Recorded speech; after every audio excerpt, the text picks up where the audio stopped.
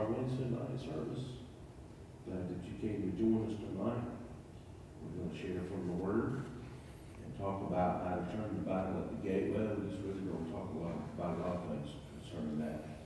Hopefully, we'll learn how to turn the battle at the gate after this message. I've had that thought for about a week and a half now, and I just want today I'm going to sit down and develop that out and frame that out into a teaching. But we're glad that you're here. We're glad that those who will join us online, maybe you're live, and we appreciate that, or maybe you're watching us at a later time. Please feel free to put prayer requests into the comment section down there and let us know how we can pray for you. You can also private message us right from the page if you don't want to make that request public, or you just put down special requests. God knows it's not important that we know all the details. We can just agree with you in prayer. And we agree in prayer because the Bible said, if any two shall agree as touching any one thing, it shall be done. Tonight, as we get ready to pray, I'll ask you to pray for my mom. She's struggling physically. She really needs God's intervention in her physical body. I pray with her today. I talk to her every day and pray with her most days, but prayed with her today. She was struggling. She really needs God to touch, minister to her. Her name's Judy. I'd ask you to put her on your prayer list. I also ask you to pray for the protection of our Supreme Court justices. As you know, there's all kinds of protests coming up. There was a protest there this week, last weekend, and there's always protests in Washington, but there was a anti-gun rally in Washington, and they said thousands were there, but what I actually read is there wasn't near as many people as they normally is, but they try to make it sound bigger than it is. There are thousands there, like they're just tens of thousands. Well, they weren't tens of thousands. They were just a small group that was there that was rallying for the anti-gun violence. But there's also rumors and reports and intelligence that says that if the Supreme Court overturns Roe v. Wade, that they're going to have a night of rage and riot and burn businesses and that kind of thing. So we want to pray for the protection of our Supreme Court and our justices. We want to pray for the businesses. Those are the people who suffer in places like that and in situations like that around D.C. Many of them are small businesses trying to make a living for their family. They're not there to interfere with the Supreme Court. They're just there, and that's the ones that suffer. They say that the Supreme Court right now has fences around it and has a lot of security around it to keep people away from it. So many times we protect the government buildings, but we don't always protect the ones that are outside of that. It's usually the innocents, even in a war. It's the innocents, people that get killed and get hurt and suffer. We want to remember the conflict that's going on in Ukraine as we pray for the Ukrainian people. I'm amazed at some of the barbaric things that the Russian army is doing there and the reports that you hear. And I know there's propaganda on both sides. They paint a picture both ways to try to make them look better and the enemy look bad. But when you get past all of the fog of war and all that smoke, you realize that innocent people are being killed. There's mass graves they're digging up. They're looking at things where they just went in and killed civilians for no reason at all. So we want to remember the situation in Ukraine. We have churches there, and believe it or not, they just had a pastor's conference at our church. It's the Hope Church in Kyiv. If you remember, I played the video of Bishop Rostenkowski, and he was addressing us about what was happening, and they had a pastor's conference, and most of the pastors came, and some are still ministering in the areas that are under attack. One pastor had to move his church because of the war. He had to move his church out of that city, so he just moved it over into a village and started a new church. And they're also starting churches in Poland with the Ukrainian people. So the church is moving forward. They're planning. Think about planting churches in a war zone. So they're doing that. got a report today. I'll just send that out to you, and you can watch the video and whatever you want to do. It's about 2-3 minutes long, but he's talking and then somebody interprets for him, and it shows all the pastors that are gathered there. And one particular pastor's car got hit by a bomb, and he could not deliver food. So these pastors, even though they're struggling at war, they raised enough money to buy this pastor a car so that he could continue his ministry, there in that where he's at, which puts his life in peril and in danger. And nowhere in Ukraine is safe because of the missiles. They're sending missiles, and the technology that oftentimes that come with the Russian missiles, it's not the smart technology. We got missiles that we can send that will ring your doorbell. And if you open and you're not the right one, it'll go find the right one. We've got smart weapons. But a lot of what they send don't have that kind of technology. So that's why it falls on apartment complexes and other places, and you hear of civilians being killed.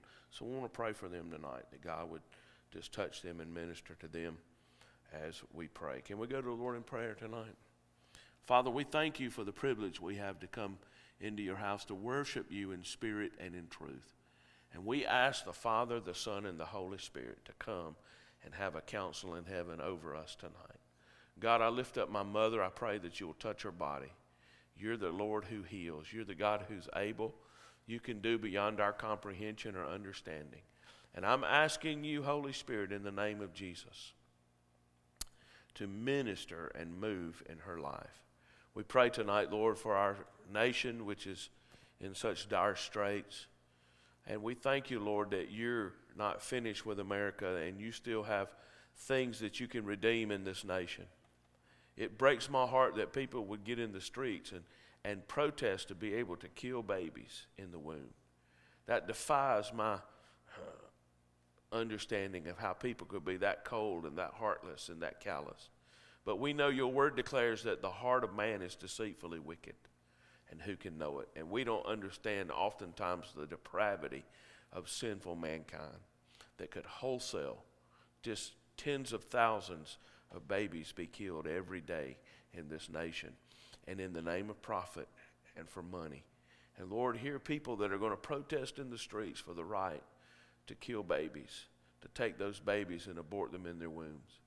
But Lord, we've prayed, we've contended, we've voted, we've done all we can do now, and we're asking you, Father, that when this decision comes down, if it comes down the way most people believe that it will, that you will give police and the National Guard and others the tools that they need to prevent mass looting and rioting and burning down buildings and doing all those things. We're asking you, Holy Spirit, in the name of Jesus, to honor the prayers of your people. Protect those justices. Protect their families and their children, I pray. For God, you can do beyond our comprehension or understanding. We pray for the people of Ukraine tonight who are struggling. Lord, many of them lost everything. Many of them are just coming out with the clothes on their back. They've worked a lifetime to build a life and a family, and Father, to have a home, a house. And one bomb, one moment can destroy all of that and take all of that, and they come out just with the clothes that are on their back, not knowing where to go or where to turn. And we're asking, Holy Spirit, in the name of Jesus, that you would just raise up people and you would just bring an end to this conflict. We pray, Father, that the Russians will be turned on their heels. And just like you at times have protected Israel in the past, you could do the same for Ukraine. There's a church in Ukraine that's praying. There's a church that prays in Russia. And Lord, we're not here tonight to hate. We're not here tonight to call names. We're here tonight to intercede and pray because we don't have the answers. And there's no leadership in the world. We don't see any of it whatsoever, especially in Europe and here even in the United States. So Lord, here we are. We're in this season of war. And it's unjust, it's wrong, and we pray for those that are in harm's way. We pray for those civilians that are in Severodonetsk, Lord, that are trapped in that chemical plant, that they would find freedom and they would be able to be evacuated out of there to safety. We pray and ask these things in your name. And everybody said, amen. We're going to talk tonight about turning the battle at the gate. Because Stephen and Brett didn't bring their guitars tonight, we won't have any worship. But we're going to talk about for a few minutes turning the battle at the gate. And I want to begin with Isaiah chapter 28, verse 6. If you want to look that up in your Bible, we'll put it on the screen if you want to pull it up on your smartphone or your tablet or whatever you may have. But it says, for a spirit of justice to him who sits in judgment, and for strength to those who turn back the battle at the gate.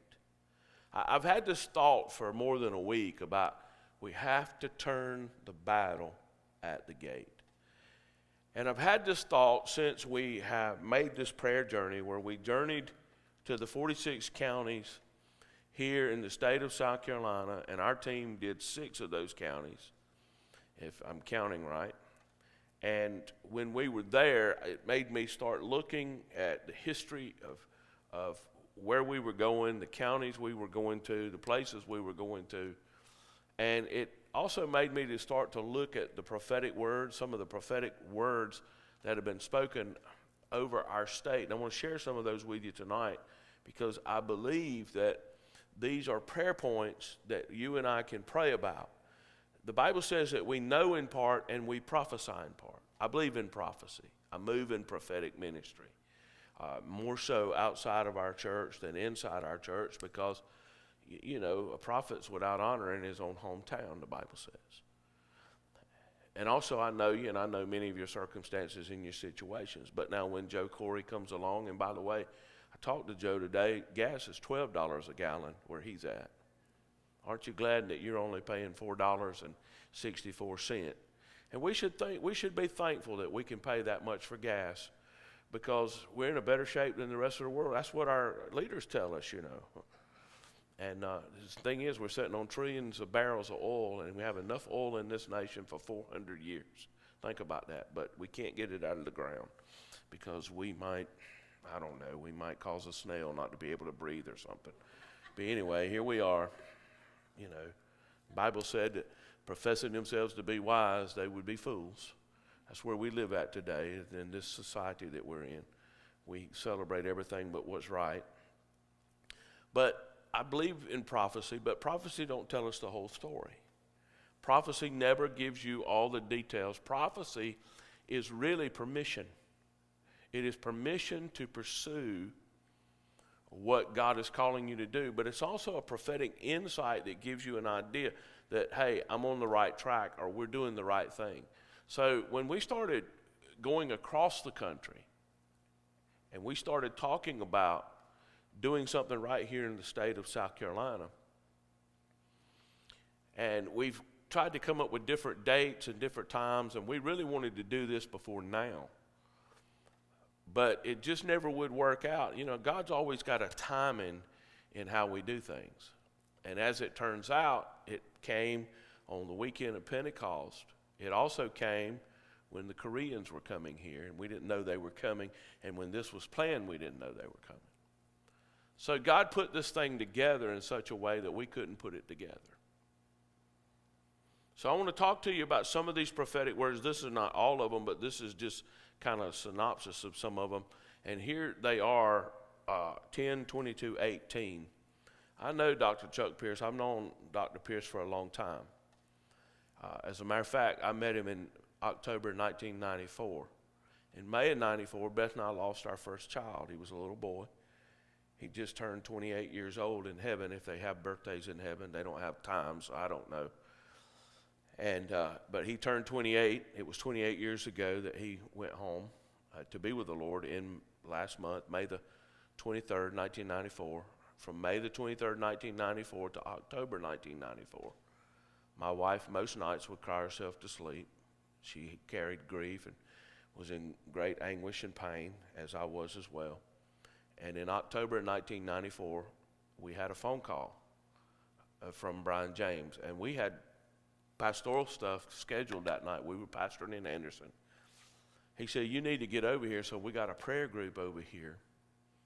and you've never seen anything like it, and you need to get over here. You and Beth, I just feel like you and Beth need to get over there. So we rearranged things, and we moved things, and we got in the car, and we went over there. And it was what used to be called King Memorial Lecture. Some of y'all remember that at Emmanuel, KLM. Every year they had them in the fall.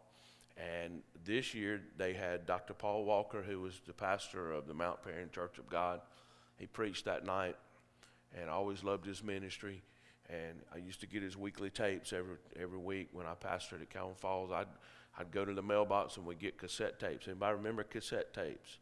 You could just get it right off the internet now. You just download it on your phone. But in those days, you had to wait for it to come in the mail. And I would play those tapes and play those tapes and play those tapes and listen to that man preach.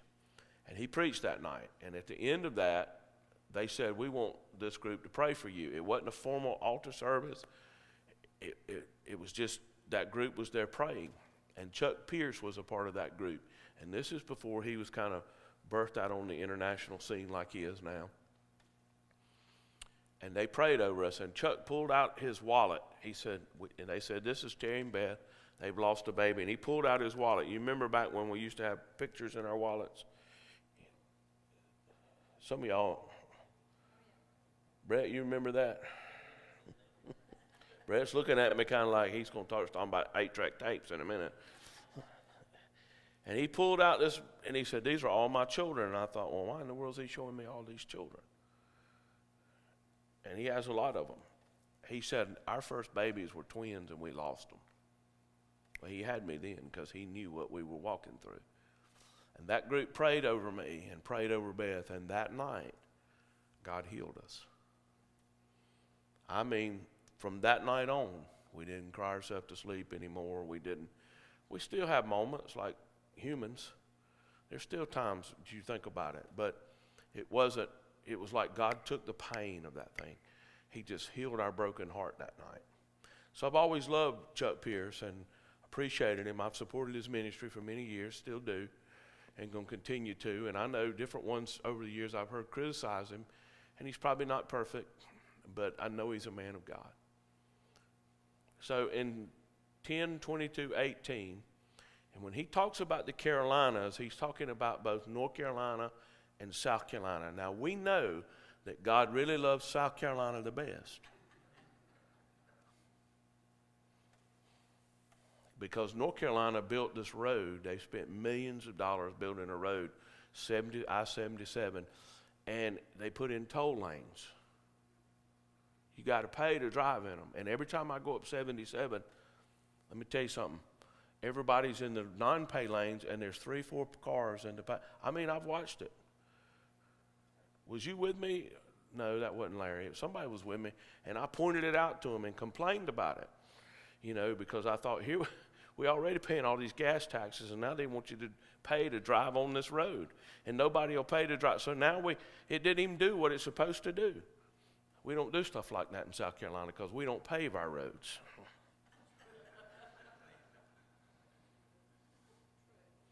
You say, I don't believe that, Pastor. Well, just drive up First Street. A few years ago, they come in here and paved it, and I thought, well, that's not, it looked good. It was nice. And I mean, within weeks, they dug the thing up. And I came down the road the other day, and I thought, we got to get some new people in office so we can get our roads paved. Amen. How did I get on that? But let's go on with this word tonight. I'm here to say tonight a new movement is beginning in the Carolinas. It's going to change the course of how this nation operates. Let's go over to the next one. In October 2018, Chuck Pierce and Dutch Sheets gave a prophetic word.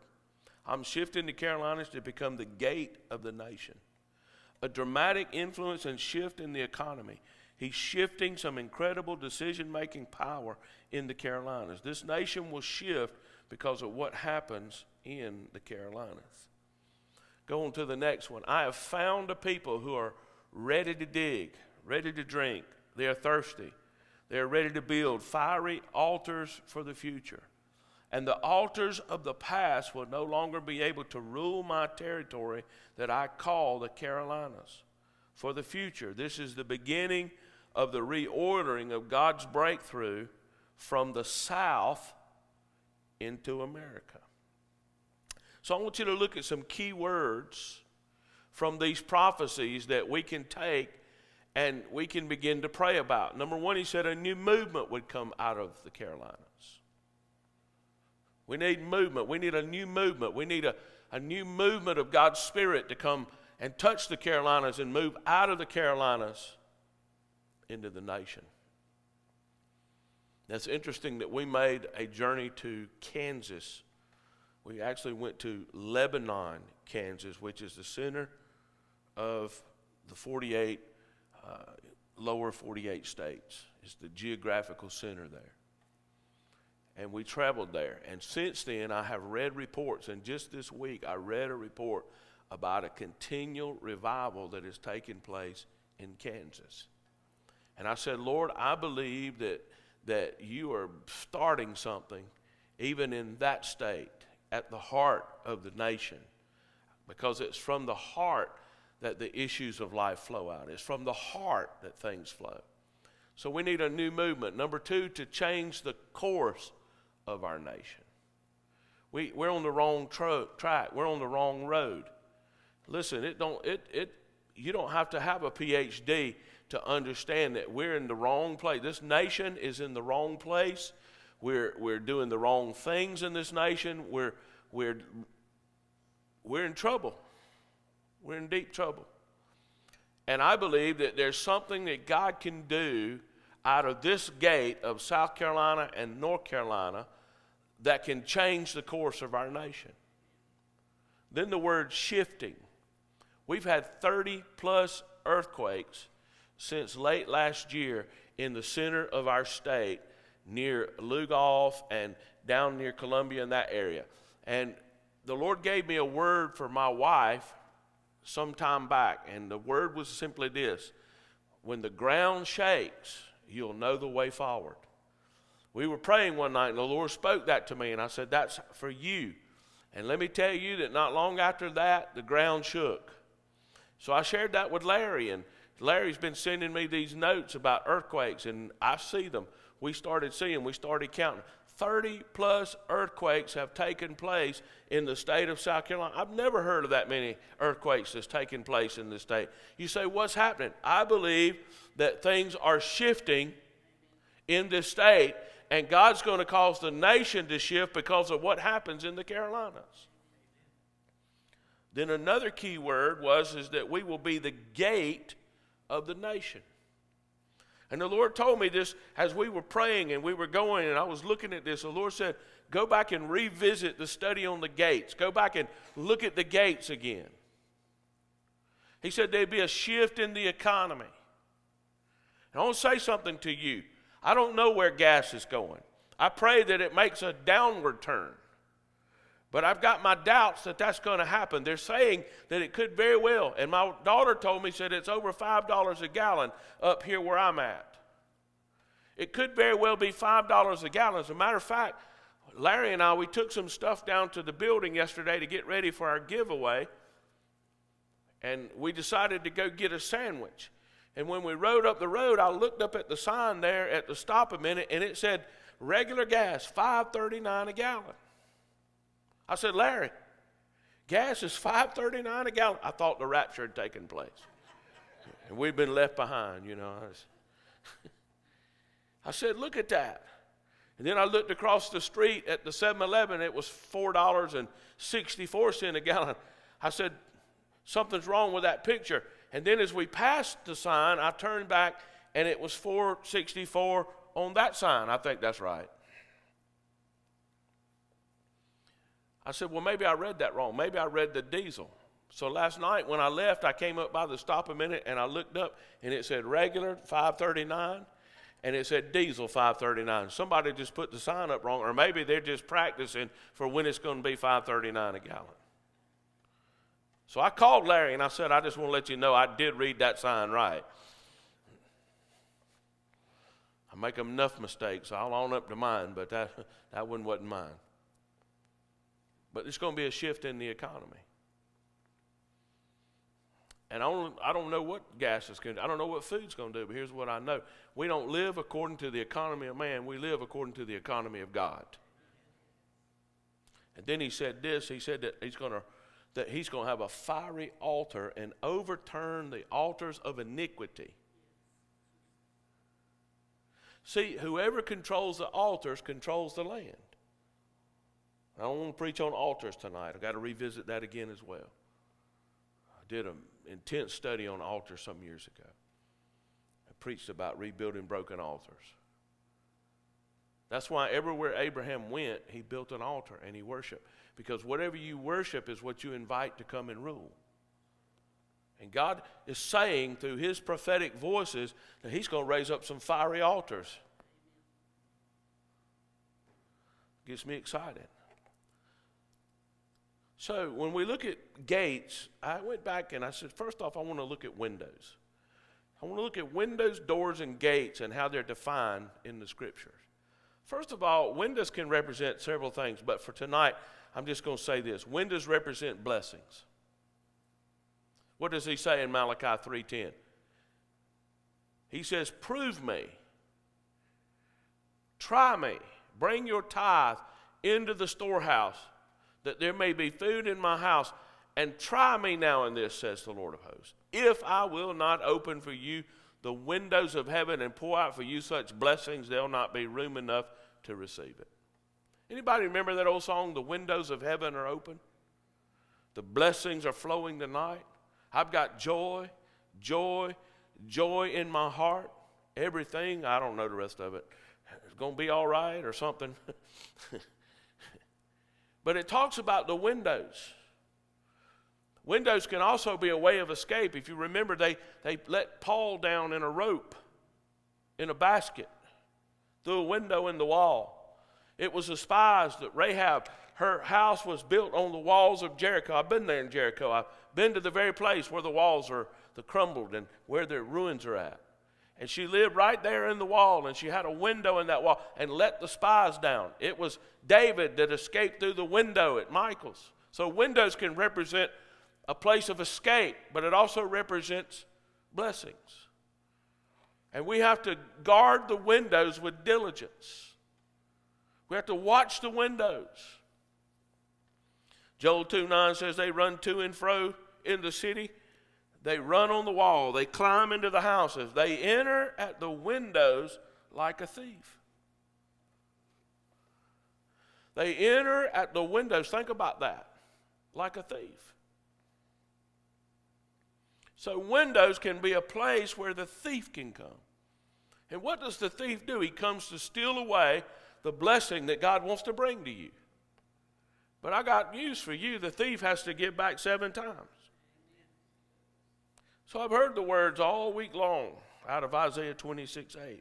We must turn the battle at the gate. The battle's at the gate. So windows represent blessing. What about doors?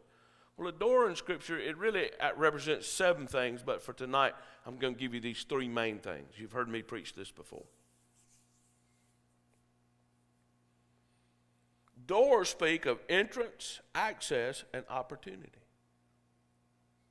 When God wants to bless you, He opens windows. When God wants to promote you, He opens a door. And doors normally have to do with an individual or maybe with a church.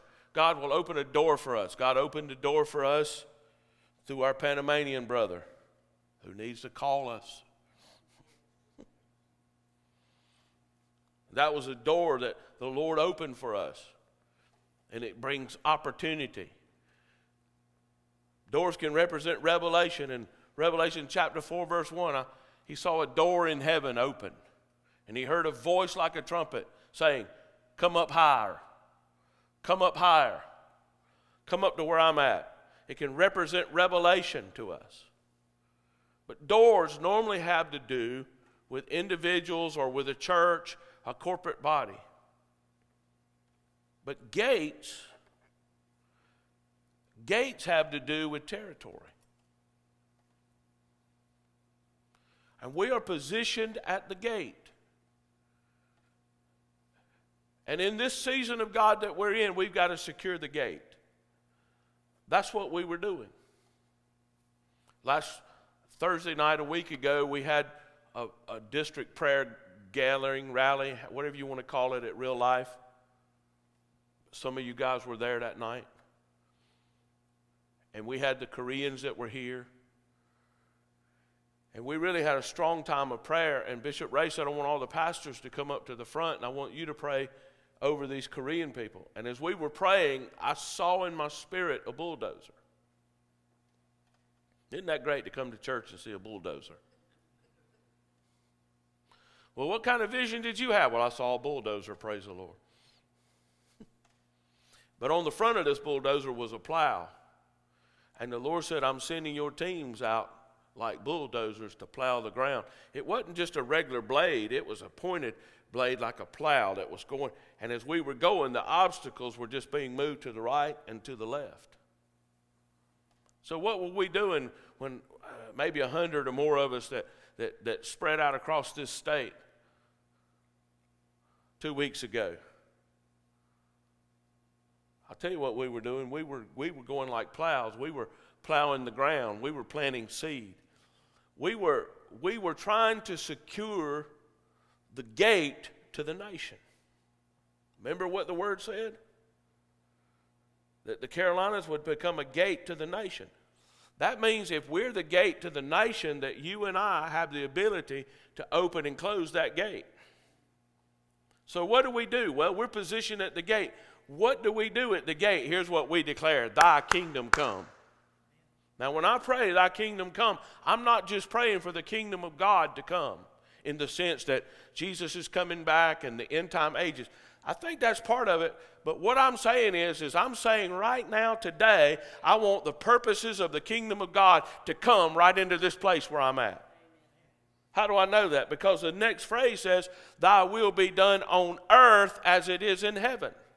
I'm not just praying for thy will to be done 25 years from now. I'm praying for the kingdom of God to come at this moment, and I'm praying for the will of God to be done at this moment. So we're standing at the gate tonight, and we're saying this: thy kingdom come, thy will be done. Thy kingdom come, thy will be done. Well, what is God's will? Well, God's will, according to the word of the Lord, is that we're a gate to the nation, and if we're a gate to the nation, then we have to stand at that gate and close that gate to unrighteousness and open that gate to God's Spirit and God's presence and revival, and let revival flow through that gate.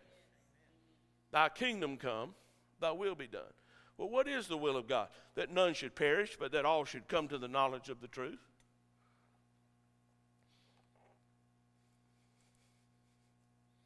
So we're poised at the gate. Is this all right? Can I preach on a few more minutes? I heard that. Somebody said it depends on what your definition of a few is. I'm teasing. So windows represent blessing. Doors represent promotion. Gates represent territory. And anytime you deal with a territory, then you have a governmental anointing. Gates are governmental. So South Greenwood is strategically positioned at the southern gate into the city of Greenwood. Here we are on this gate. Now, there are people in Greenwood that don't know we're here. There are people in Greenwood that really don't care that we're here. There are people in Greenwood that maybe have never heard of our church. But God placed us at the gate. And see, the kingdom of God is without observation. We're doing kingdom business right here tonight, and the world all around us is oblivious to it. But the kingdom's without observation. But this church being at this gate has probably preserved and kept this community from a lot of the wickedness and the evil that God wants to do.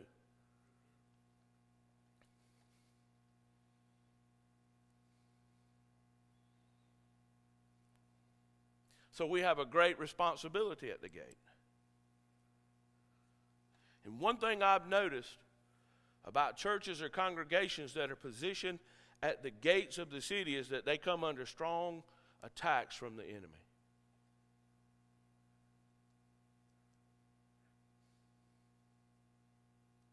And if you go back through the history of a church that's poised at the gate, many times you can go back in that history and you can look at the moments where God came to divide, where the enemy came to divide, where the enemy came to steal, where the enemy came to attack that local congregation and the leaders of that local congregation. Why? Because we're a threat to the enemy at this gate. And I want you to see that. I want you to understand that tonight.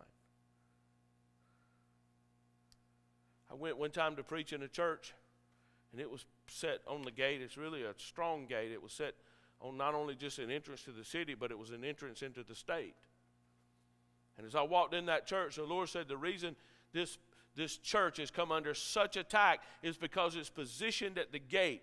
And you tell them, and I talked that night about the gate and what their assignment was and why they'd been attacked that night. And I saw it, and I'm telling you, the enemy had attacked that church over and over and over again, had attacked that pastor over and over and over again, and he had battled in health issues and all kinds of things. Why? Because he's at the gate. To whom much is giving, much is required. Listen to what Dr. Frank DiMaggio says about the Gate Church. He said, a Gate Church is not a farce church. It's not a pathetic, lifeless church. It is a life-changing, energetic, encounter with God kind of church. It opens a way into the presence and power of a living God. When people visit a Gate Church, they come out saying, the Lord is in this place. How awesome is this place? That's what Jacob said when he pillowed his head at Luz and he woke up and he had an encounter with God and he named it Bethel. He said, the Lord is in this place. Listen, if God's not going to come to church, why don't we even bother?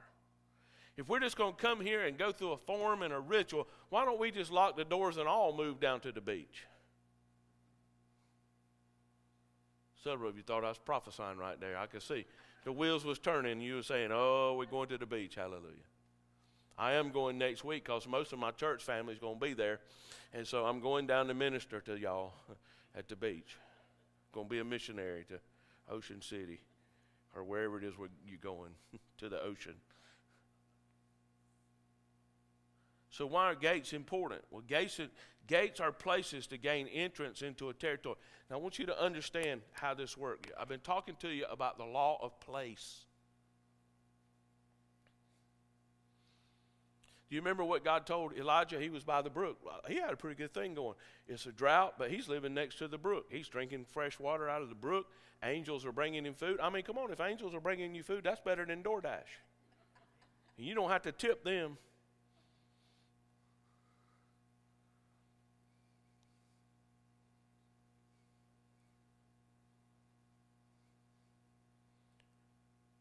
And God dries the brook up. How many of you know God will dry your brook up? Just when you think, man, this is good, I like it here, I'm comfortable here, I believe I could retire here, God will dry your brook up. He'll mess with you. And he said, you go to a widow's house in Zarephath, and he says, that's where your provision will come from. I believe if Elijah had went 3 doors down and missed it, he'd have died in the famine. And when he gets to the widow woman's house, listen, he's living by the brook. He's making pretty decent money there. He's got it going on. Now he's got to go to a widow. And he says to her, bake me a cake. She said, I don't have enough. All I have is enough for me and my son. We're going to eat this and die. First off, they've lost hope.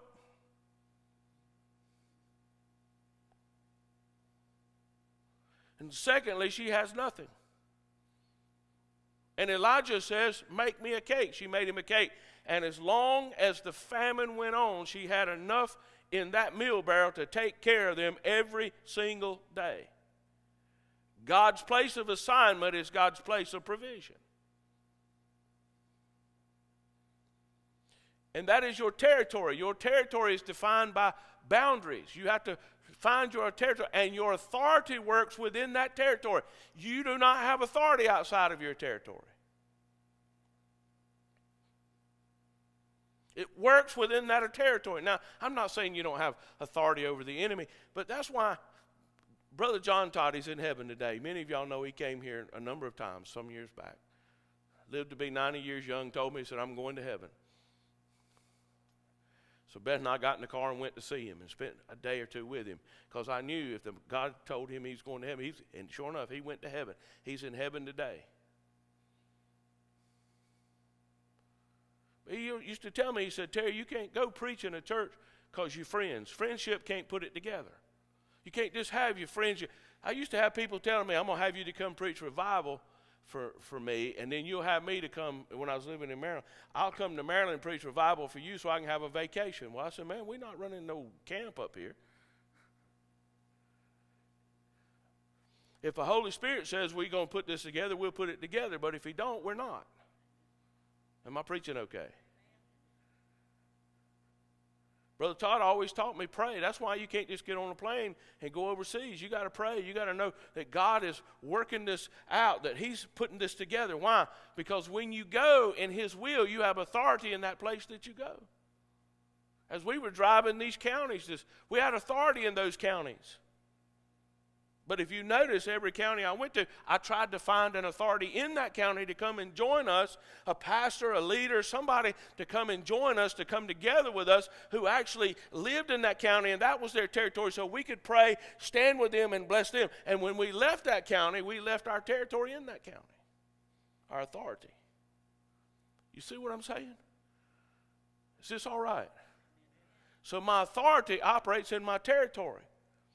Gates represent territory. What is our territory? Our territory is the greater Greenwood region. You thought I was just going to say this community. Oh, no, we got a much bigger territory than that. And the battle rages at the gate. The battle's at the gate.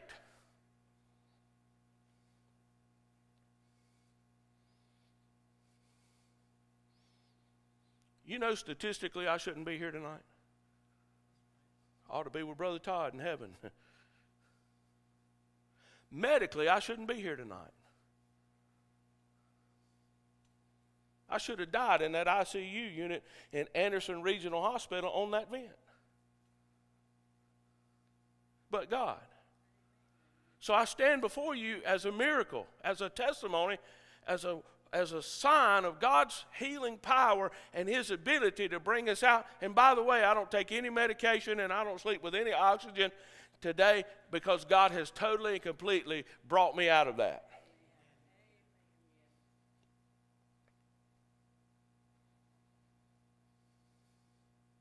The battle's at the gate.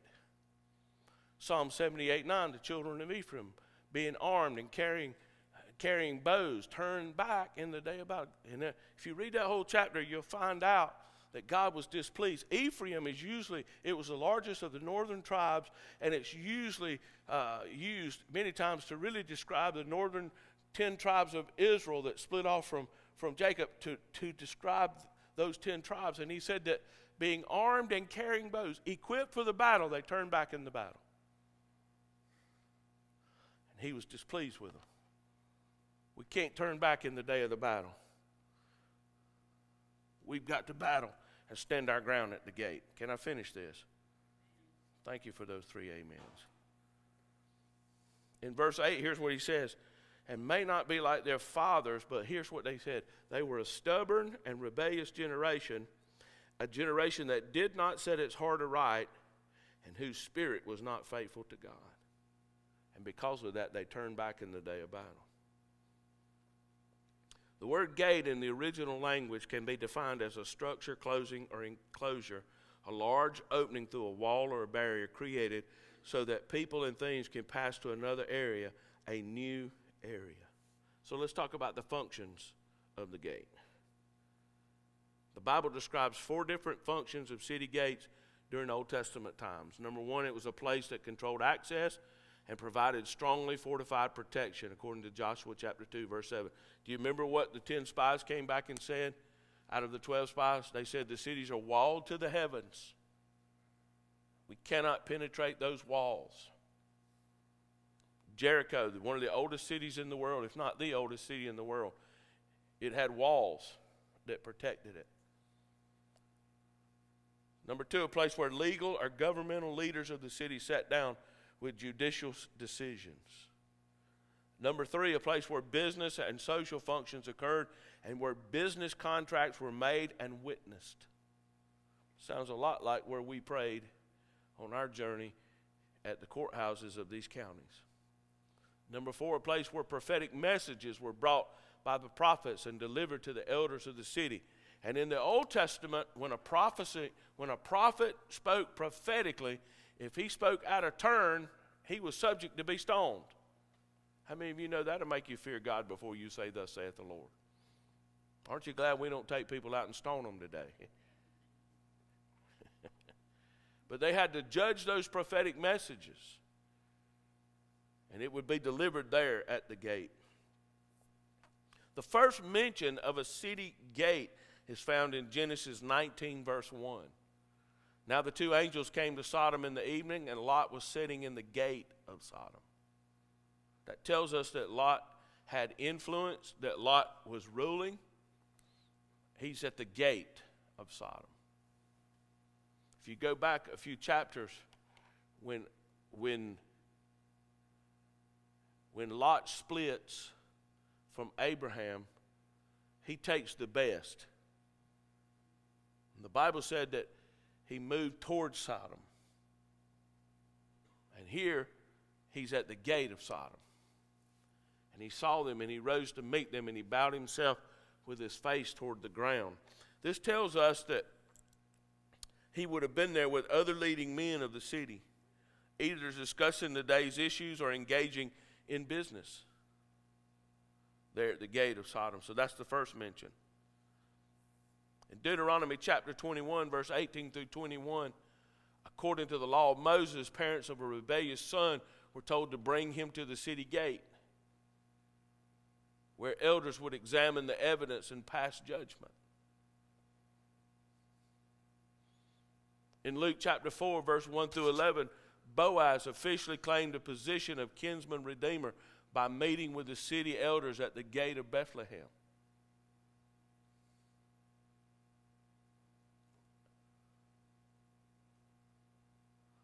In 1 Samuel chapter 4, verse 18, during the battle between Israel and the Philistines, the priest Eli waited at the city gate for news regarding the ark and to hear how his sons fared in the battle. You see the importance there of the gate.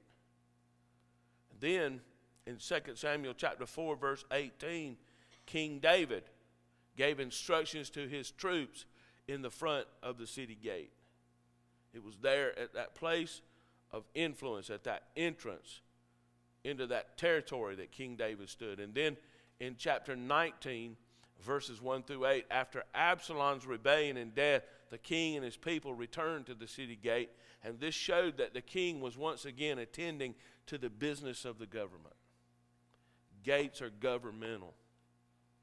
We have a governmental anointing for us to pray and intercede and decree and declare God's will be done in this region and in this area. It's good to pray for Ukraine. It's good to go on mission trips. It's good to pray for other places and to help those places. But we cannot negate our responsibility here at the gate. We must stand at this gate, and we must close this gate to violence and wickedness. We must close this gate to racism. We must close this gate to poverty and infirmity. We must close this gate to the things that the enemy would seek to bring into this city and into this region. And we must declare, thy kingdom come, thy will be done. Gates are very important in Scripture. And this is just a little small sample. Let me finish up. I got about 3 more slides, I think it is. To control one's gates, to control the gates of one's enemies was to conquer the city. Wasn't it Samson that picked up the gates and carried them away? There was more than him being a strong man and carrying away the gates of the city. He was taking away their authority. See, cities were surrounded by walls, and every wall had a watchman on the wall. And if the watchman, according to the Scriptures, if that watchman didn't warn the people of danger, then the blood of those people were on his hands. The watchman would call to the gatekeeper and say to the gatekeeper, open the gate or close the gate. He would know and recognize the people that were coming in and find out what their intentions were before they would just open that gate to anybody and everything. So therefore, we have to have watchmen on the walls who are watching. And what did Jesus say? Watch and pray. My mother called me the other day. She said, where are you at? I said, I'm in my car. I'm driving. She said, well, I need you to pray for me. She said, just pray with your eyes open. I said, well, I don't close my eyes when I'm praying and when I'm driving a car. So, matter of fact, the Bible said, Mother, watch and pray.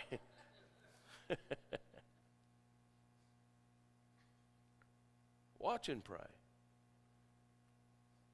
believe it's in Ezekiel where the Lord said, I sought for a man who would stand in the gap and make up the hedge. That's a whole nother sermon about gap standing soldiers. But he said, I could find none. We're called to get on the wall and watch. And then we have gatekeepers who can open or close that gate. That's why we miss God's timing oftentimes. We're opening the gate at the wrong time. You say, is that scriptural? Well, this is not in my notes, but here, what does Psalms 24, what does it say? Lift up your head, O ye gates, ye everlasting doors. And what happens? The King of glory shall come in. But listen to what the promise that God made to Abraham. Blessing I will bless you, and multiplying I will multiply your descendants as the stars of the heaven and as the sand which is on the seashore. And your descendants shall possess the gate of their enemies. Now, why is it important that I possess the gate? Because if I possess the gate, I've got the territory.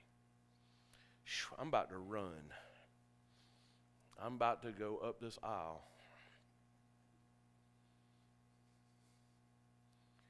Possess the gate of your enemies.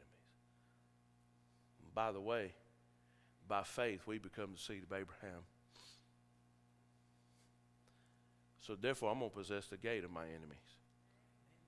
Hallelujah. Go to that next slide, Larry. Thank you. Matthew 16:18.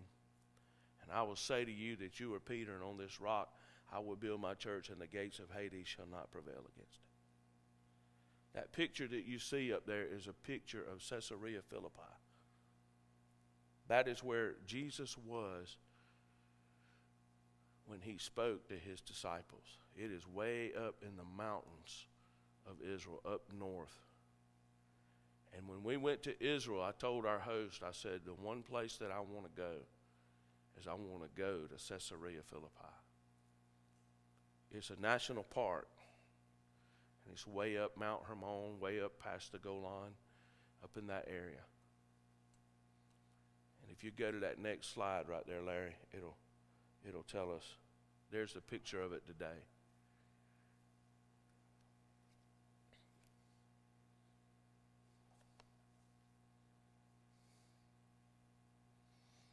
The cave is the nucleus beside which the sacred sanctuary was built. Go back one again and let them see that. And there was a pagan cult that began there as early as the 3rd century BCE. The god Pan, he was the shepherd god. And the ritual sacrifices were cast into a natural abyss reaching the underground waters at the back of the cave. And if the victims disappeared in the water, this was a sign that the god had accepted the offering. However, if signs of blood appeared in the nearby springs, the sacrifice had been neglected. They would throw babies and children into this cave, deep into that abyss that would go down into those springs and offer them to this false god.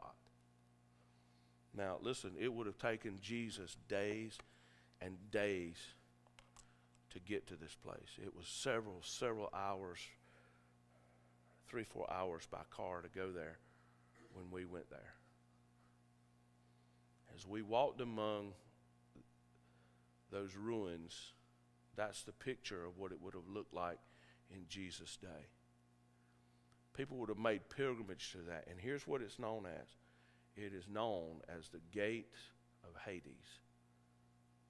So when Jesus says to his disciples, he's not just standing at the bus stop saying, oh, by the way, boys, the gates of Hades will not prevail against my church.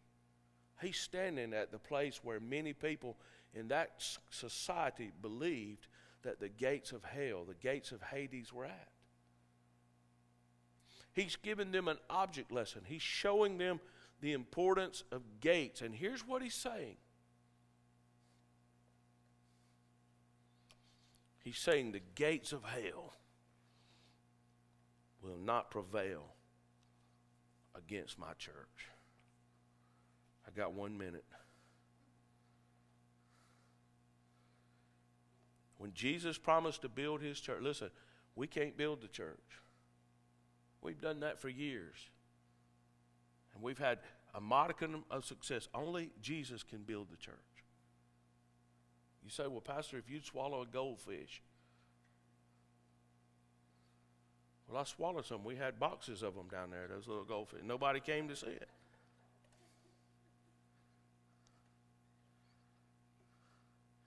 Look, we've done it all through the years. I mean, we've tried it all.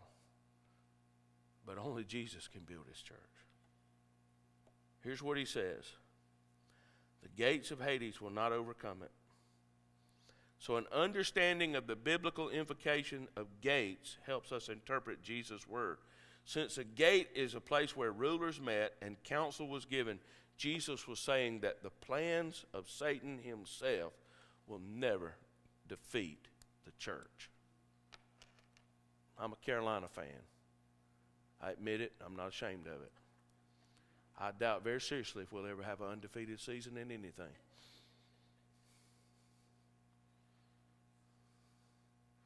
Look, we've celebrated 6 wins, 7 wins last year. We're just happy to be in a bowl. Okay.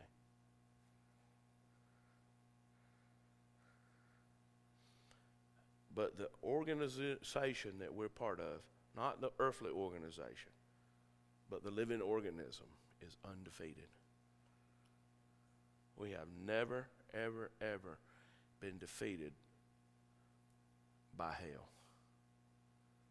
The plans of hell, the gates of hell, the counsel of the enemy is not going to prevail against the church of the Lord Jesus Christ. And you and I are part of that. You said, wait a minute, Pastor. I read where a church closed. Yeah, you might have read where a local church closed. And you might read where local churches become apostate and start believing things that are outside of the Scripture. But I'm talking about the true, blood-bought church of the Lord Jesus Christ. It's not defined by a denominational name. It's not defined by our earthly title. But we are the children of God, and it is that, the church, those of us that are here, that will never be defeated. Listen, the military in Nigeria helped the Muslim tribesmen kill Christians just this week. In Myanmar, which used to be Burma, they have a ruling dictatorship, the military, and they're going into Christian communities and neighborhoods and destroying their homes and imprisoning them and persecuting them for their faith because they're a threat to them. They're a threat to their government. They're a threat to their power. All around the world that is happening. China, Russia, when they come into Ukraine, they arrest pastors in those communities and they destroy the churches because they know that church and that pastor can be a threat to them illegitimately ruling in that city. How do they know that? The demon down on the inside of them knows that. And I read about it every day, and I think I don't have it so bad. I don't have it so hard compared to what others are walking through and going through. But that does not give me cause to be discouraged because I know that no matter what happens, we win. We win. We overcome. The gates of hell shall not prevail against the church. We must turn the battle at the gate. Stand with me.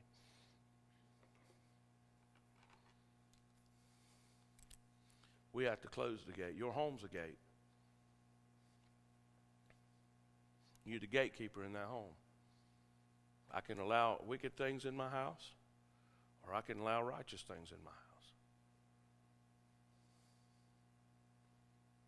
I remember when I turned 18 a few years ago, I was trying to explain to my mother what it meant to be 18. I could vote now. It's funny that 5-year-olds can be taken to a drag queen show and be told about gender fluidity, but they don't want an 18-year-old to buy a gun. Isn't that something? And I know a lot of 18-year-olds that probably don't need to have a gun, some of them.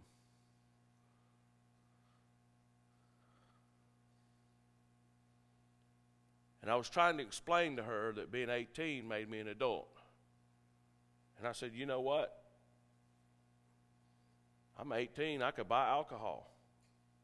She said, you might be 18, but you're not going to buy alcohol in my house. I wasn't going to. I've never bought it. But I just wanted her to know that I was 18. And she let me know right off the bat. She didn't care if I was 20. You're not going to do that. She took a stand about what was going to come in her house. Beth and I do the same. We have to take a stand about what we allow in our house. You're a gate. You're the gate. You're the gatekeeper. Let's open the gate to God's glory. Let's open the gate to God's righteousness. And that's what we were doing this journey. We weren't just out on a journey because we wanted to go. You don't go sightseeing in McCormick and Saluda and Newberry and those places. Yeah, and Hopkins. Whoever even heard of Hopkins still that time. Okay? That wasn't a sightseeing. That wasn't a fun day to have fun, to be out on a ride in the country. That was a war. That was a warfare. It was a day of warfare. But what we were doing, we were securing the gates. We were saying, Lord, we're a gate. So we've got to get South Carolina in the right position. We got to plow the ground. We got to get seed in the ground. We got to pray. We got to add our prayers to the prayer bowls of all the other groups and different ones that were praying.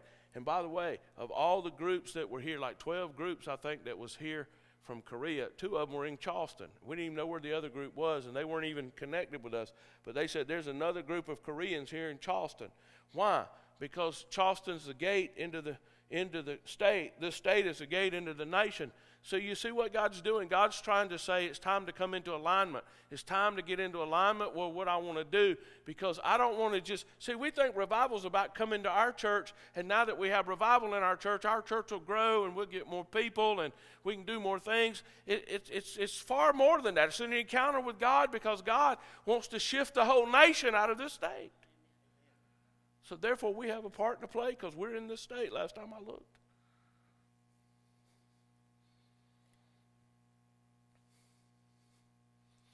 So let's secure the gate. So Father, tonight as we stand, we declare that this gate here on the south is closed to the devil, to every demon, for every unclean spirit, for every spirit of violence, for every thief.